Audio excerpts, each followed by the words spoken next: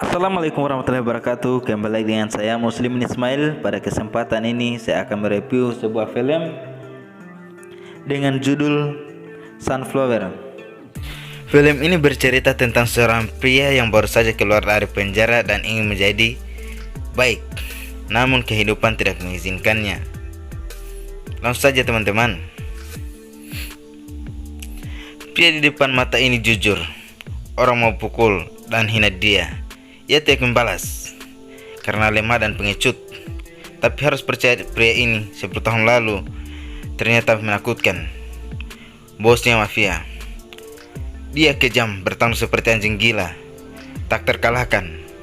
10 tahun lalu Xiaobei karena tidak terpelajar sejak SMA berhenti sekolah, bergabung dengan mafia karena dari kecil sudah berlatih bela diri.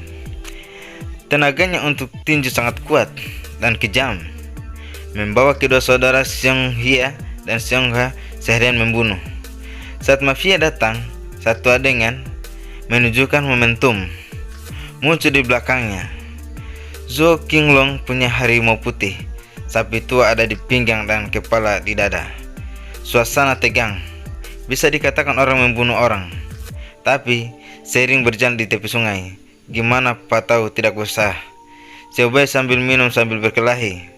Dengan tangannya membunuh orang. Dihukum 10 tahun penjara selama kalian membunuh orang. Ibunya datang. Ia mengunjungi Xiaobei, bukan untuk menyalahkannya, tapi malah kasih ia buku tulis. Di atas tulis beberapa janji. Tidak minum bir, tidak berantem, tidak menangis. Ibu yang baik juga berkata, jika Xiaobei tidak dibenci setelah keluar, ia akan dianggap anak. Perkataan ibu sangat diingat oleh Xiaobei. Ia merasa terharu. Sebuah cinta yang tidak pernah ia rasakan. Dari saat ia di penjara, jadi penurut, putuskan untuk merubah dirinya jadi pribadi baru. Saat Xiaobei di penjara, mendadak muncul pria bernama Kepala Besar. Ia diduduki sebagai raja di sebuah geng, menjadi bos mafia.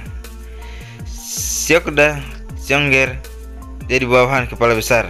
10 tahun kemudian ia keluar dari penjara. Xiaobei yang sekarang merubah potong rambutnya menjadi seorang yang menghargai hidup.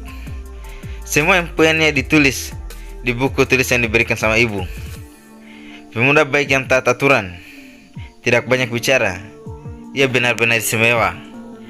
Hal pertama kali yang dilakukan, pergi ke permandian air panas. Seorang paman lihat Xiaobei terlihat bodoh, tidak tahu cara menggunakan, datang dan menggertaknya sebelum ia marah. Melihat penampilan Xiaobei, satu badan penuh tato, kaget terdiam. Orang-orang di permandian juga kaget. Semua orang jadi hormat. Setelah keluar, Xiongda dan Xiaobei sekarang keduanya membantu bos mafia, campur air dan udara. Cukup layak dengan jas dan dasi. Masing-masing buka klub hiburan. Sekelompok adik laki-laki ikut. Meskipun Xiaobei sudah memudar, sudah lemah di tahun itu, tapi saat Xiokda Xiongger lihat, Xiaobei takut hampir ngompol. Tapi Xiaobei cari keduanya tanpa ada niatan, hanya menyapa dan pergi. Xiongda Xiongger merasa Xiaobei adalah bom waktu. Suatu hari nanti akan meledak, akan kembali lagi. Statusnya sendiri terancam dan tidak aman. Kirim seseorang untuk memantau Xiaobei. Xiaobei tiba di rumah ibu. Ibu sangat senang melihatnya, sangat senang, dan berikan pelukan hangat dan berikan ia makan enak. Seakan lama tidak bertemu, seperti anak kandungnya. Anak ibu itu, Xiaohua, memberi perlakuan berbeda ke dia, seakan-akan seperti Xiaobei berhutang padanya. Sangat berarti bagi ia. Xiaobei adalah orang asing. Walaupun ibunya kenal pria ini, tapi ia juga tidak santai. Kenal kakaknya ini. Setelah itu ia bekerja di bengkel mobil sebagai tukang reparasi. Saat Xiaobei bekerja di depan bengkel, ada polisi menguntil, melihat, menginspeksi Xiaobei. Kalau melakukan kejahatan, ia akan dipenjara lagi. Orang-orang ini merasa takjub. Siobai berubah menjadi orang lain, bersikap rendah hati, tidak pernah berkonflik dengan orang lain. Bahkan bos bengkel memuji Siobai. Dengan cepat, Siobai bekerja keras. Mendapat gaji pertama, ia memberikan hadiah ke ibu, sepasang sepatu. Ibu sangat terharu melihat perubahannya, memeluknya sambil menangis. Meskipun Siobai tidak baik hubungannya, sering diperlakukan kasar dan dingin, tapi ia juga tidak peduli. Juga memberikan Xiaohua hadiah. Setelah lama bersama, Xiaohua mulai ikhlas. Isi hatinya sekarang berubah jadi bahagia. Sekeluarga pergi piknik dan foto bersama. Siobai bantu Xiaohua menyingkirkan orang jahat. Dan pada saat belajar, mengajarkan Xiaohua kehangatan. Seisi rumah. Tapi saat-saat indah tidak tahan lama. Di tahun itu, bos mafia melalui hubungan menjadi anggota DPR. Setelah menjabat, memberi sebidang tanah siap dikembangkan menjadi pasar besar. Kebetulan restoran ibu di tanah itu. Bos mafia ingin hologisme, memaksa ingin beli, tapi ibu tidak kasih. Dengan keras menolak untuk pindah dari sini. Bos mafia marah dan mencari Xiongda dan Xiomber dan bilang keduanya harus pergi dan menyelesaikan masalah ini.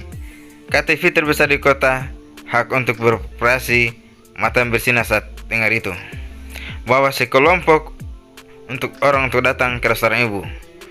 Berdua tanpa bicara apapun, menendang kursi, arogan dan mendominasi. Kebetulan Siobai ada di dalam restoran sedang makan. Xiongda lihat Siobai seperti bertemu kucing, bergegas meminta bawahannya untuk berhenti, membuat Siobai kesal. Langsung mencekik lehernya sampai ia sulit bernapas. Tapi ia sekarang bukan lagi pria brengsek, hanya ingin warga untuk taat hukum dan meminta Xiongda jangan datang ke restoran ibunya buat masalah. Mereka pergi, berdua balik menjelaskan tentang masalah Siobai dan beritahu bos mafia. Tapi bos mafia yang kejam minta mereka melakukan segala cara untuk mengambil restoran. Tapi Siobai tidak tahu saya mencari masalah. Malam itu supir bos mafia, karena dulu bekerja dengan bos mafia, karena kalah jadi tidak digunakan lagi, mencari Siobai, ingin menyingkirkan restoran. Ia beritahu Siobai ternyata kakinya patah karena dulu bermasalah dengan Siobai, dipatahkan olehnya. Tapi sudah bertahun-tahun berlalu, sudah memaafkan Siobai. Siobai merasa bersalah, meminta maaf ke Pozi. Pembicaraan mereka dilihat oleh adik Xiongda. Setelah Xiongda tahu, ia mencari Xiongger, mengira bos mafia akan mengambil ahli KTV ini, kasih ke pos. Keduanya diskusi membentuk tim, ingin menghabisi Siobai, ambil kembali hak untuk beroperasi. Keesokan harinya, Xiongda datang lagi dan mengusir ibu dari restoran. Ia tidak mau pergi. Ia mendorong ibu jatuh, hanya bisa melihat kerja kerasnya selama bertahun-tahun langsung hancur. Saat Siobai kembali dan tahu melihat restoran yang kacau, dalam hati ia tahu penghasut di belakang adalah bos mafia. Ia pergi ke sana dengan tenang memperingatkan, ini sangat mengganggu, jangan pernah datang lagi mencari masalah. Tapi bos mafia tidak peduli ucapan Siobai, hanya lewat sesaat. Dia dibuat rencana, diam-diam menghubungi polisi, ingin menyingkirkan Siobai. Esok harinya, ia panggil datang ke tempat kerja Siobai. Tanpa berkata, mereka langsung menghajar dan menendangnya. Mencoba buat Siobai marah dan balas sebagai kejahatan agar Siobai masuk penjara. Tapi tanpa diketahui, ia berpegang teguh menjadi orang baik. Dihajar sampai berdarah, seluruh tubuh penuh luka, bertahan dan tidak melawan. Tapi bos mafia tidak berhenti di situ. menyuruh mereka ke restoran. Sengaja ceritakan kejadian 10 tahun lalu yang membunuh anak ibu. Kebetulan Xiaohua di sebelah mendengar itu. Berita itu seperti sembarang petir karena Xiaohua tidak tahu tentang kematian kakak kandungnya. Sekarang pembunuh berada di depan mata masih jadi keluarga. Tidak ada keraguan dalam hal hati ingin memukul. Untungnya kesan Xiaohua ke kakak kandungnya hanya bisa melawan keluarga. Aku sudah bersamanya sejak kecil. Sangat benci. Terakhir masih ada pilihan, memaafkan Xiaobai dan memanggil Xiaobai kakak.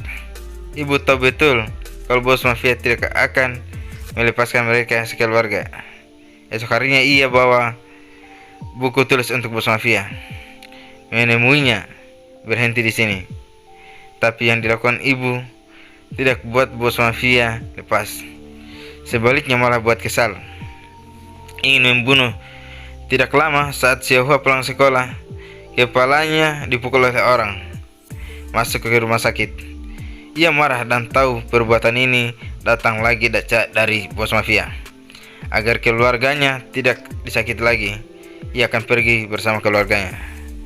Wajah bos mafia membiarkan tangan Xiaobai dipotong. Tekad tegas, Xiaobai hanya bisa setuju. Untungnya posisi tidak membunuhnya. Xiaobai bisa menjaga tangannya. Ia pikir bahwa keluarganya pergi, masalahnya bisa selesai. Ternyata bos mafia masih menyuruh Xiongger membunuh ibu. Seakan ia bunuh diri, bawa pergi. Buku tulis bos mafia saat Xiaobai di rumah, di depan matanya lihat gambaran ini, membuat ia sakit hati dan meminta maaf. Tidak kuat dan mulai menangis, memikirkan semua kejadian. Keluarga yang sangat hancur, orang yang mencintainya pergi. Xiaohua terluka dan catat. Saat Xiaobai melihat anting di lantai, ia tahu jelas kematian ibu. Ia tidak bisa tahan lagi. Dalam hatinya marah. Apapun itu, setelah beberapa botol bir, ia bertekad untuk balas dendam. Ia adalah pembunuh. Datang ke tempat bos mafia. Di saat itu geng mafia mengadakan perjamuan. Ia lihat kelompok ini seperti anjing dan langsung membakar seluruh ruangan. Xiaobai saat ini menjadi iblis neraka. Mereka satu-satu dihajar habis. Semua bajingan ini ditakdirkan mati. Kedua tangannya terus menghajar. Xiaobai juga terluka parah, tapi tidak terjatuh. Ia kuat untuk membunuh bos mafia. Setelah membunuh Xiongda dan Xiongger, ia pun penuh marah menatap bos mafia. Langkah demi langkah berhadapan dengannya. Tidak ada jalan keluar. Akhirnya putus asa dan dihajar mati sama Xiaobai. Akhirnya bisa melepaskan amarah di hatinya. Balas dendam demi keluarga, ia duduk di keliling api. Terakhir, Xiaohua dapat keinginan menjadi dosen di kampus. Kapanpun kenangan bahagia ibu dan Xiaobai menjadikannya sebagai kenangan terindah. Xiaoyu ingin pulang. Jika pengakuan bisa membuat seorang iblis menjadi baik, berarti seorang yang baik juga bisa menjadi iblis. Jangan main-main dengan orang jujur, karena kamu tidak tahu seberapa mengerikan hatinya